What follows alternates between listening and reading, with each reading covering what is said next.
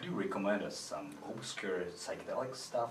Because you know the mentor of the psychedelic stuff from the musical perspective, not a collective perspective. So it's something which is obscure, but something you should definitely check out. Yes, well, there's many. Like recently, I've been listening to a lot of Italian prog, almost hard rock sometimes. The Italians, it's like they were so influenced by the British scene, but they're also Italians. So there's big emotions, you know, big this and that, you know, very flamboyant type music, which I like. And all of these bands are obscure, like I mean, there's some of the more famous bands like PFM, you know, who I think is a great band. You have Leorn, you know, those bands. But there's a band called Il Paese dei Balocchi, which I bought. I read about it, I think, and it said bombastic or something. And I was like, okay, you know, I'll check it out. And it was a beautiful record. And they only did this one record, I think. And then you have Museo Rosenbach, which are also similar in style. Jet, there's a band called Jet. They're more heavy, I think, you know.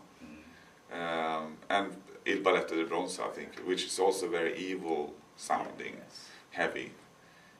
But all great musicians. I mean, they had the chops down, if you know what I mean. So, and very unconventional song structures, unconventional scales and chords and stuff like that, which I find interesting.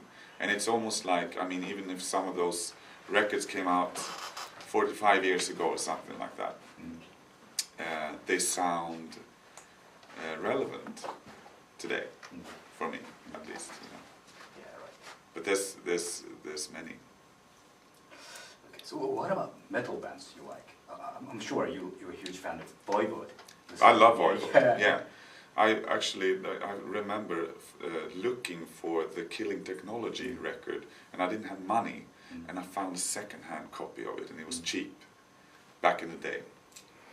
And I screamed. I remember in joy, like yes, but I love them. Which album do you like the best? Well, I think the most influential record for me is Dimension Hatress. Okay. Yeah, but Killing Technology, Dimension Hatress, I think are almost like sister records to me.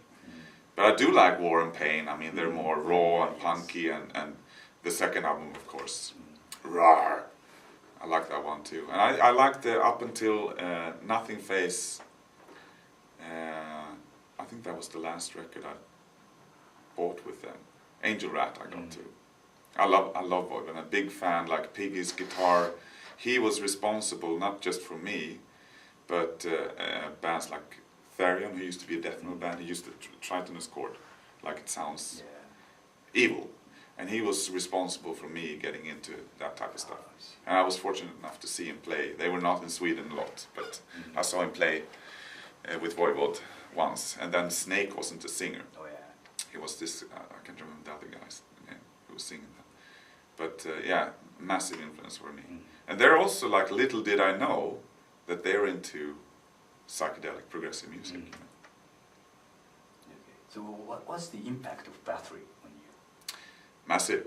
I mean, they're Swedish. Yeah, you know, they were they are a legendary band, and obviously, I mean, it's from the same town as they were. And I never met him. I saw Quorthon on a bus once. Really? Yes, and he was a supporter of the team Aiko, so he always had a Aiko cap, like a football team, and I had this Gibson case. I was like, that's him, you know, and he was on the bus, and I was on the same bus, and I was like, oh, I didn't dare to say anything to him, you know. But he was a massive influence for me, you know.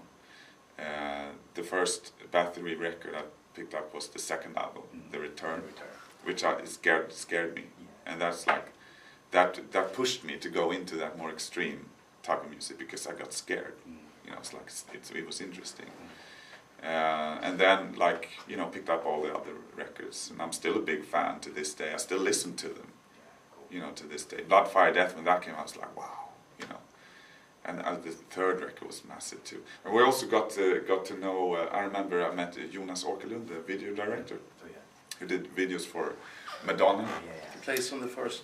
Drummer. Yeah, he was a drummer, and I met him in a bar, and this was at the peak of his maybe still at the peak, but like he's just done Ray of Light with Madonna, so he's like the big ass video guy.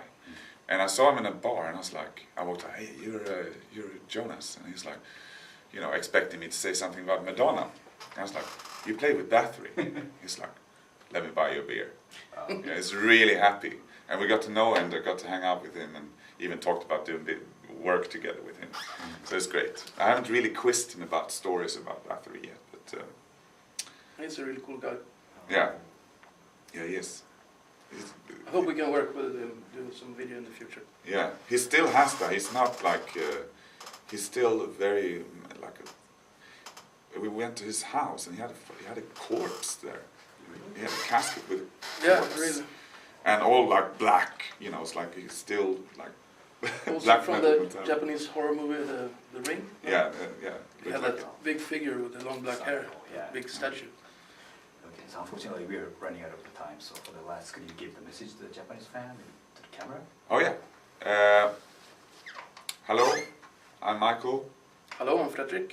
We love you, and we're very pleased to be back in Japan. We hope that we can come back many, many times and enjoy your company and hospitality. Thank you very much. Domo arigato.